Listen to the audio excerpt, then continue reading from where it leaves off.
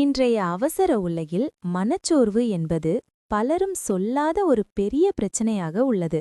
மனச்சோர்வு என்பது சோம்பேறித்தனம் கிடையாது. அது உங்கள் நரம்பு மண்டலத்திற்கு கொடுக்கப்பட்ட அதிகப்படியான வேலைப்பளு.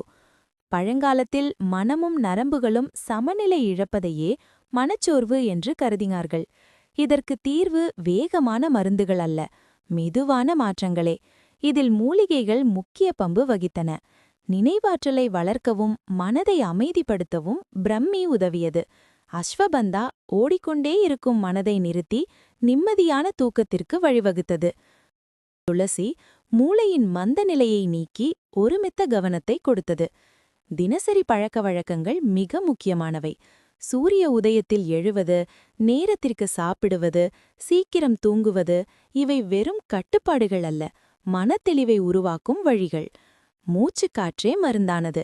நாடி சோதனா போன்ற பயிற்சிகள் பதற்றத்தை குறைத்து மூளையை சீராக செயல்பட வைத்தன. பார்வையின் மூலம் மனதை அடக்கும் முறையையும் யோகிகள் பயன்படுத்தினர்.